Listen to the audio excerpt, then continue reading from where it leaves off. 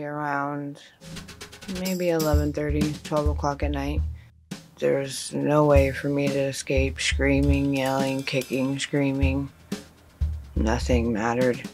今天的这期内容有点不同，这个案子让我想到了2017年美国伊利诺伊大学中国留学生张莹莹遇害案，让我开始相信恶魔在人间，而且恶魔可能就在你我身边。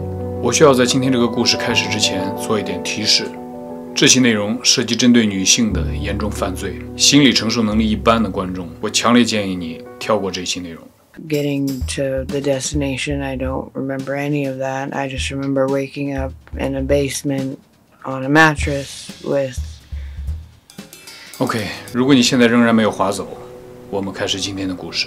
今年夏天，一个周五的傍晚，我在街上看到一个男性帮派成员带着2个年轻的女孩朝我迎面走来。我第一眼就认出其中一个女孩是多伦多的一个失踪人口，因为在各个路口的告示栏不止一次的看到寻人启事。因为这个寻人启事，我曾经调查过这个女孩的背景，知道她曾参与多起持枪贩毒案，最近的一次发生在2021年。现在你们看到的这个页面是当时案件的新闻和通缉令。其实每次我在大街上看到一个有故事的人，都会非常的纠结，因为当他迎面走来的时候，你只有几秒钟的时间去思考说要不要上去搭讪，因为很多的情况下，你脑子里会有无数的声音告诉你说算了吧，不适合。就像这次一样，当他们朝我迎面走来的时候，我只有3到5秒的时间去思考说要不要上去搭讪，但是最终擦肩而过的那一瞬间，我还是决定还是放弃了。但是当他们从我身后走过，我那一刻又觉得说无比的后悔，为什么不搭讪呢？然后我又追了上去，因为能思考的时间太短了。我追上去以后就是一通尴尬的自我介绍，那个男性帮派成员第一时间就拒绝了我。但是令我意外的是，那2个女孩盯着我的眼睛看了几秒钟，说我想分享我的故事。 Thank you very much for trust me at the first minute. 每当这种惊喜出现的时候，它就是像对你之前的各种纠结、各种尴尬的一种极致的奖励。我今天要分享的这个故事主人公名字叫 Tundra， 街头名字洛杉矶，因为他在美国洛杉矶长大，脸上的纹身写着 LA Love。 他出生在加拿大，2岁的时候父母分居，他随母亲去到了洛杉矶生活。母亲是一个手术医师，4岁开始他有了一个继父，而这个继父从他4岁开始对他实施了长达8年的He would rape me and beat the daylights out of me. And like I said, I could never figure out why the man that I called my father would do such things to me. But it didn't make sense until I was told that he wasn't my dad. Does your mother know? Yep, she knew about it and she just turned a blind eye. That's why she just would try to buy me. And She knew from the first day, or when you were 4 or 5 years old? She knew what was going on the whole time, and she's just so wrapped up in herself that she just turned a blind eye to it. So that happens how often? It happens every day from as far as I can remember until I was about 12 years old. 她从小从没有体会过什么是愛。之后的男朋友也是一个比一个更暴力。16岁的时候，她为男朋友扛下了一桩重罪，在美国洛杉矶监狱服刑7年。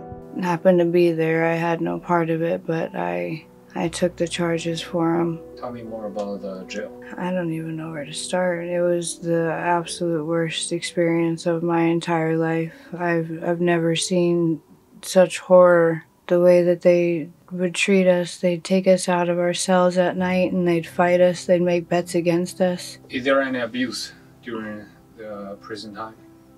Oh, there was tons of abuse. The guards would pull some of the women out of their cells, rape them. 因为持有加拿大国籍，服刑结束后，2个治安官把他押送到多伦多国际机场。They dropped me off and they said, "Have a good life." 自他2岁以后，他就从来没有在多伦多生活过，被流放到这里，不认识任何一个人。很快，他被街头的毒贩招募，也变成了一个毒贩。而外表好看，混迹街头是非常危险的。Well, obviously I'm not a bad-looking person, so I've had a lot of men come my way that try to get with me, and I shut them down, and quite a few of them, because I've shut them down, have just taken it upon themselves to take it instead. As awful as it is, I can talk about rape like it's an everyday occurrence. It's actually really disgusting to think about, to be honest. But You mean you're talking about the rape? yeah, I've been raped multiple times for the simple fact that men don't like to be rejected, so they've literally just taken it upon themselves to try to take it from me, and it's not fair.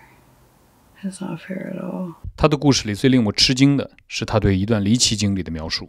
Put me in their car and held me for a good 2 weeks or so, and basically made me their sex slave. And if I tried to run or scream or anything like that, they would just beat me. In Toronto? No, in Barrie. In Barrie? Yeah. How many men? 6 of them. Put you into a house for 2 weeks. 他描述的这个事件呢，并不是说我不能接受，或者说我没有听过，只是说这个事情发生在加拿大，有一点超出了我认知的底线。我就开始怀疑这个故事的真实性。我就在想，假如你讲到的其中一个故事不是真实的，我就会默认说，有可能你整个故事都是假的，因为我觉得我要对一个故事的真实性负责。采访结束后的几天，我久久不能平静，我必须要再找他核实这段故事的真实性。我开始在街头用各种关系寻找这个女孩。1周后，一个朋友跟我说，她在洗衣店，快来！我发动了汽车，以最快的速度赶了过去。天已经黑了，我远远的在窗外看到 Tundra 在等衣服烘干的时候，正在帮那个洗衣店扫地。你很难想象一个经历这样一生的人可以如此善良，而走近一看，那个帮派成员还在。我提出了再次约访的请求。这次这个帮派成员真的生气了，说你怎么对他这么感兴趣的？而 Tundra 迎上来打断了对话，说我想继续分享我的故事。接下来的这一小段故事，我不想加入旁白，大家自己感受这难得的第2次采访记录。I was walking one night. It was probably around maybe 11:30, 12 o'clock at night. By yourself? Yeah, by myself. And a vehicle approached me, and before I could even realize what was going on, I had a bag over my head, and I was in the car screaming for my life, and then something hit me in the back of the head, and I was unconscious. I just remember waking up in a basement on a mattress with a dog bowl with water in it, and just nothing but a mattress. And there was about 4, maybe 5 padlocks on the door. There was no way for me to escape, screaming, yelling, kicking, screaming. And once they heard that I was awake, and this was basically the same thing that happened day in and day out. Almost every hour on the hour, somebody would come in and they would sexually assault me. They'd shoot me up with drugs. But there's actually more than a couple times where they all did it at once. So when they would come in, it would all be just a blur because I was so out of it that my vision's fuzzy. And actually, you know what? As sad as it is to say, I will say thank you for them giving me the drugs, because the amount of pain that I would have had to endure had they not done that would have been extensive, if it wasn't already extensive enough. But yeah, every day for 2 weeks. 2 by 2, they would do it. 4 by 4, they'd do it. 1 by 1, they would do it. Every hour on the hour. And I had no say in it. I couldn't control it. They had a bucket in the room that I was in that I had to go to the bathroom in. And they'd feed me just pieces of bread or whatever. They just throw it at me like I was a dog. Is there anyone ever talked to you? No. Never once. except for to shut up or move this way or lay this way. And that wasn't even really a spoken thing. They just picked me up and throw me whatever direction they wanted me to be. I actually really thought I was going to die in there. But I'm lucky to be here, actually. I don't know why I'm still here, but I'm here. One day, a new guy came in, and when he left, he forgot to lock the doors. So as soon as he left, they had, like I said, they had given me a literal dog bowl for water, and it happened to be one of the metal ones. So as soon as he left, I grabbed it and I walked up behind him, opened the door, and he was about to go up the stairs, and I hit him over the head with it as hard as I possibly could, and it knocked him unconscious enough for me to be able to make a run for it. So I ran up the stairs, and when you got to the top of the stairs, there was a bedroom over here, from what I remember, and then you went around about the staircase. I went around the staircase, and I seen a door, so immediately I run for the door. Well, it was a balcony, so I just full tilt jumped off the balcony. I didn't hesitate. I didn't think about it. I just jumped. I ended up with a sprained ankle. I don't know how long I was running for. I don't know. I have no idea, but I made it down to the bus terminal, and apparently I just collapsed. And someone had called the paramedics. I don't know who, but someone called the paramedics, and I ended up in the hospital. The police didn't question you? I didn't answer any questions to the police, no. I ended up with 16 stitches in my ass and 14 stitches in my vagina. They brutally mutilated me. 故事讲到这儿就差不多了。Tundra 是我在街头见到过的人里面非常善良、温柔、有礼貌的一个。从他的很多生活细节，你很难想象他是一个从12岁开始就浪迹街头，并且经历过这么多伤痛的人。他是唯一一个走入我工作室执意要脱鞋的一个。他说担心自己的鞋子脏，弄脏了我工作室的地面。而且 Tundra 是为数不多的没有借助任何社会机构的帮助，自己完成戒毒的一个。他想趁着年轻重新开始自己的人生。他想让我帮他申请一个1年的住校课程，帮助他重新走入社会。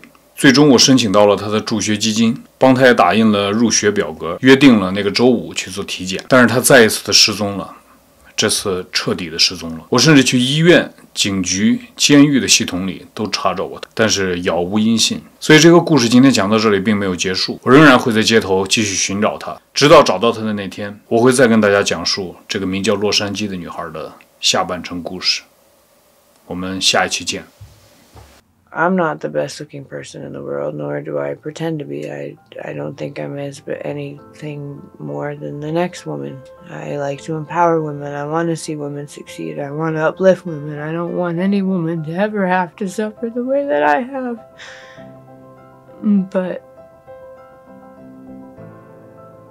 when you're not eye candy, I guess you're in the shadows and people don't notice you. Whereas if you stick out like apparently I do, it's the consequences of being a pretty girl on the streets, I guess. And it's not fair. I didn't choose to look this way. I didn't ask to be born this way. Like I told you prior, I've been to prison. I don't want to see young kids have to go through what I went through. If I can stop that before it happens, I would love to.